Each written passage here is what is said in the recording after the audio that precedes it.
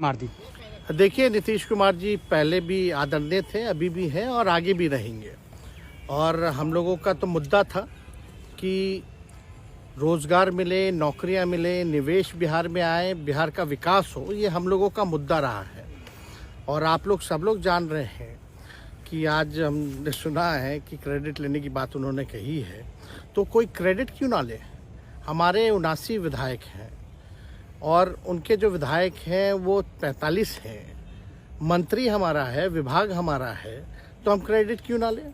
और यही मुख्यमंत्री जी जो 2020 के चुनाव में कहते थे कहाँ से पैसा लाएगा, कहाँ से नौकरी देगा, तो हमने, आपको पता होगा कि हमारी जो सरकार बनी थी इनके नेतृत्व में, वो 9 अगस्त 2022 में बनी थी और 15 अगस्त को मुख्यमंत्री जी ने ऐलान किया था। ये किसका विजन था, ये किसकी सोच थी। तो जो मुख्यमंत्री कहता था कि यह असंभव है नौकरी देना, उसको हमने एक हफ्ते के अंदर जो है उनसे बुलवाने का काम किया, जो कहता था असंभव है। तो हम लोगों ने जिस हिसाब से विकास के काम किए, नए नए नीति लाए, टूरिज्म डिपार्टमेंट हमारे पास था, हमने टूरिज्म पॉलिसी लाया। आईटी डिपार्टमेंट राज्य कोटा में था, हम लोगों ने जो है आईटी पॉलिसी लाई। और भी कई जो पॉलिसीज़ हैं हम लोगों ने लाने का काम किया। स्पोर्ट्स पॉलिसीज़ हम लोगों ने लाने का काम किया। जो खेलेगा उसको भी नौकरी मिलेगा सरकारी, और जो पढ़ेगा उसको भी नौकरी मिलेगा। शिक्षा विभाग किसका था, राष्ट्रीय जनता दल के पास था। हमारे मंत्रियों ने लगातार जो है नौकरियां देने का काम किया। और ये 17 महीने में जो काम हुआ है, ऐतिहासिक काम हुआ है, जो आज तक पूरे देश में नहीं हुआ है।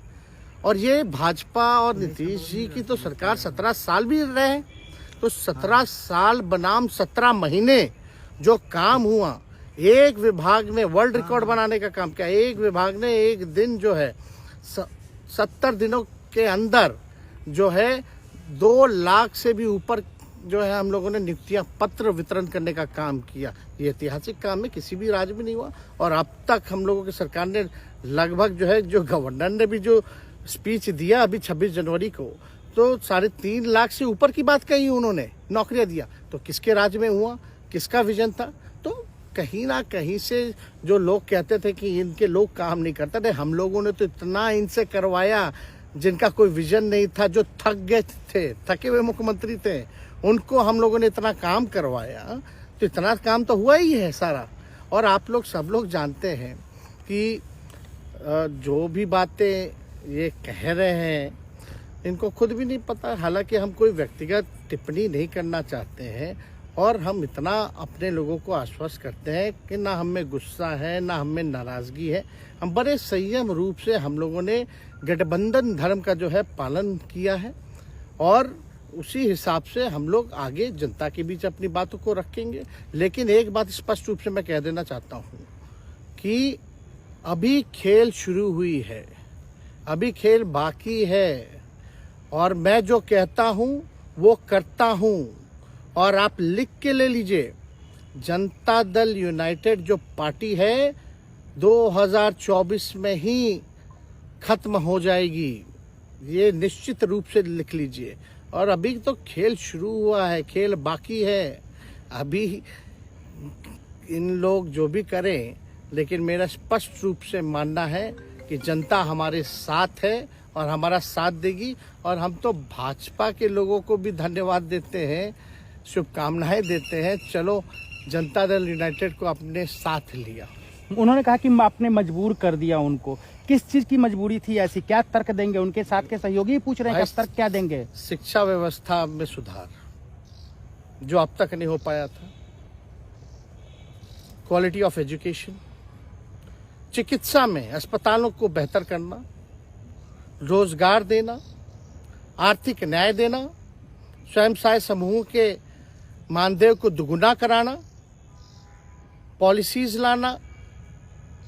तो इससे सोच रहे थे कि भाई ये नौजवान है, हम इतने साल से मुख्यमंत्री हैं, अब तक ये काम 17 सालों में भाजपा के साथ डबल इंजन में रह करके नहीं कर पाए, और ये डिप्टी सीएम होकर के इनकी राजद के मंत्रियों ने इतना काम कर दिया, तो ये पच नहीं रहा होगा। आपका क्या रह गया इस सरकार में जो आपने 10 लाख की वादा किया? किस किस डिपार्टमेंट में बाकी रह गया जो आपने नहीं कर पाया? लगभग हर जगह निपा लिया है। और हम आपको बता दें, पिछले 2 कैबिनेट से पब्लिक हेल्थ कैडर का फाइल इन लोगों ने रोक रखा है, जिसमें लगभग 1 लाख से भी ऊपर नियुक्तियां हैं। हम लोगों ने पास भी किया सारी चीजें, लेकिन ये लोग कैबिनेट में नहीं आने दे रहे। 2 कैबिनेट से नहीं आने दे रहे। चाहे आशा वर्कर का भी है, ये भी आने वाला है जल्दी। तो हम लोग तो देखिए काम में विश्वास रखते हैं। हम लोग तो रात भर घूम करके छापा भी मारने का काम किया है। कहीं कमी हो तो उसको दुरुस्त करने का काम किया है, ईमानदारी से काम किया, धर्म निभाया। लेकिन अभी तो खेला बाकी है। आज भले ही लोग ओथ ले लें, लेकिन कितना दिन ये लोग रहेंगे, इनको कुछ नहीं। जनता के बीच में आप क्या कह कर जाएंगे, क्योंकि आपने बड़ा सही, आपने जैसा ने कहा कि संयम बरते, आपके तरफ से अभी तक कुछ नहीं कहा गया, सरकार गिर गई, तो अब आप क्या कहेंगे, क्योंकि लोग तो आपसे उम्मीद लगाए रखे थे। सरकार हम लोगों ने बड़े उम्मीदों के साथ बनाया था, और किस उद्देश्य के साथ बनाया था वो नीतीश कुमार जी ने आपको उस समय बताने का भी काम किया। ये गए हैं, इन्होंने इसकी हत्या की है, तो जनता इसका जवाब देगी। सम्राट चौधरी सर पे मुरेठा बांध के घूम रहे थे कि इनको अब देखिए, अब इस पे क्या टिप्पणी, पुरानी बातें नहीं, काम की बात होनी चाहिए। कौन क्या कहता था, ये क्या हुआ नहीं हुआ, अब ये तो सारा इतिहास है।